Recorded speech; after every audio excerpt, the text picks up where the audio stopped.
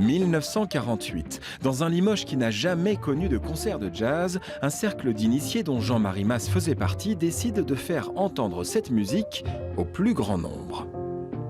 On a été tirer les sonnettes pendant 15 jours en disant aux gens, voilà, on va organiser à Limoges un concert formidable, mais comme on n'a pas d'argent, eh ben donnez-nous le prix du billet d'avance. Ça a marché, il n'y a pas eu assez de place. Et ce 14 janvier 1948, salle Berlioz, place de la République à Limoges, le succès fut total. Plus de 700 personnes assistent au concert, le Hot Club de Limoges était né.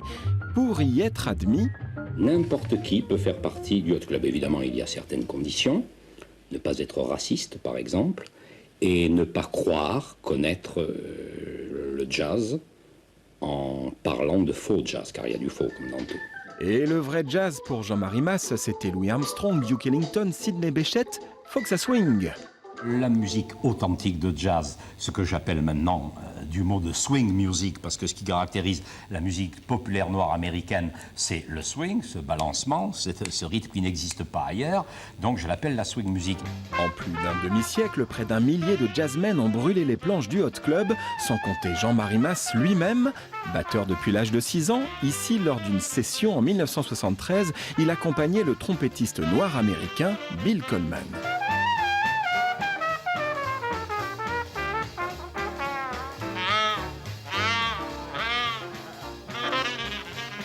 Le matin aux aurores avec plusieurs voitures. Et d'abord la voiture technique radio avec tous les techniciens.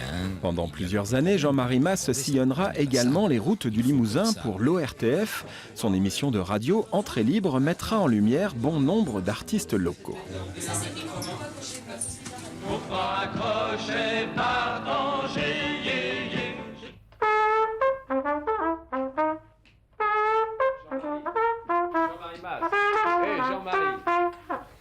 Excusez-moi, vous voilà équipé d'un curieux engin. Je ne vous entendais pas, parce qu'avec ça, ce qui se passe derrière, on l'ignore. Jean-Marie Mas, inventeur de bien curieux cornets acoustiques, surtout grandes oreilles du jazz. En 1989, il crée Jazz FM qui deviendra Swing FM, une radio libre diffusant sa musique 24 heures sur 24. Des disques, il en avait près de 12 000 vinyles, des enregistrements rarissimes, des CD, livres, photos, amassés toutes ces années. Mon rêve, c'est de créer un centre européen du jazz où on pourrait conserver non seulement ma collection, mais celle de tous les grands collectionneurs d'Europe. Un patrimoine vivant pour le plus grand bonheur posthume de l'homme du swing. C'est l'élixir de longue vie et de jeunesse, le jazz. Si on ne swing pas, on meurt.